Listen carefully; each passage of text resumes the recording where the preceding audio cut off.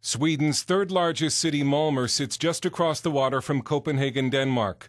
To visitors, Malmö seems quiet, nice, maybe a little boring. In other words, quintessentially Swedish. But under the surface, Malmö has serious problems. On Saturday, when Israel played Sweden in a Davis Cup tennis match in Malmö, an estimated 6,000 leftists, Arabs, Muslims, and anarchists protested the Israeli presence in the city, and many attacked police. Almost no fans were allowed inside to watch the tennis series because authorities feared disruptions or violence. Massive immigration has made Malmö today 1/4 Muslim and stands to transform it into a Muslim-majority city within just a few decades. One of the most popular baby names is not Sven, but Mohammed. Pork has been taken off some school menus. Want to learn to drive? Here's Malmö's own Jihad Driving School. And despite Malmö's usually placid appearance, this experiment in multiculturalism has not gone well. This is the Rosengård area of Malmö, a housing project where the radicalization and crime have exploded, and fire and emergency workers will no longer enter without police protection. Immigrant unemployment in Rosengård is reported to be 70%. An immigrant-fueled crime wave affects 1 of every 3 Malmö families each year. The number of rapes has tripled in 20 years. And the crime wave has only accelerated a Swedish version of white flight from the city. Malmö has been so accommodating toward immigrant Muslims that a local Muslim politician and imam has even declared that the best Islamic state is Sweden. But don't ask Malmö's Jews to give the city the same glowing assessment. Jews who dare walk the streets wearing their yarmulkes risk being beaten up. And it's true. Jews cannot walk in the streets of Malmö and show that they're Jews. Lars Hedegaard lives across the water from Malmö in Copenhagen, where he was a columnist for one of Denmark's largest newspapers. He says peaceful pro-Israeli demonstrations in Malmö, like the ones during the Gaza war earlier this year, were met with rocks, bottles, and pipe bombs from Arabs and leftists.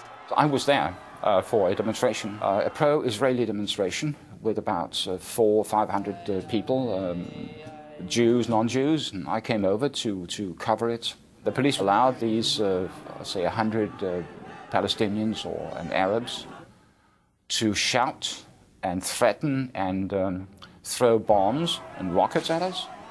A homemade bomb landed about 10 yards from me, went off with a big bang.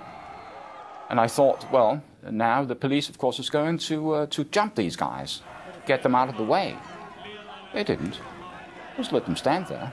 I filmed the police chief and asked him why are they not reacting to this, why are they not doing anything, and he simply answered, it's their right according to the Swedish constitution to be there. We apparently did not have the same right because we were forced out of there. So.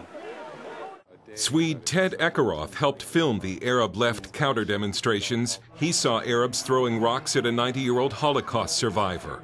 Hopefully you can show some of the clips from our manifestation for Israel, which is always peaceful and always with a message of peace. And theirs is always the quite opposite: death, hate, and killing of Jews.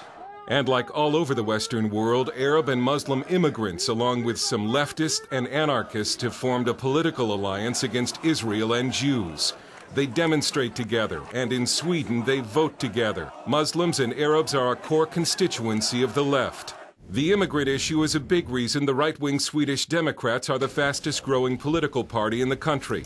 Mattias Karlsson is the Swedish Democrats' press secretary. In many parts of Sweden, people are, as I said, fed up and they're being pushed too far and they want to make a stand. But the Swedish Democrats, who stand for traditional Christian values and limits on immigration, have been stigmatized by the Swedish media as fascist and bigoted. The media has tried to portray us as extremists, racists. We're almost inhuman. Eric Almqvist, national youth leader for the Swedish Democrats, faces regular death threats and was almost killed recently in a left-wing knife attack. The multicultural system in Sweden has polarized the society. We have an ethnic polarization, we have also a political polarization. Hedegaard says as Malmö goes, so goes Sweden. I think the best prediction is that Sweden will have a Muslim majority by 2049. So we know where that country is going. CBN News was unable to get a response from Malmö's mayor Ilmar Reepalu, but he told a Swedish publication he does not think anti-Semitism is greater in Malmö than in other Swedish cities, and said that harassment of Jews is, quote, not good. CBN News asked a number of Malmö Jewish leaders to appear on camera to discuss anti-Semitism. They all declined, with one saying it would only make the situation worse. Dale Hurd, CBN News in Malmö, Sweden.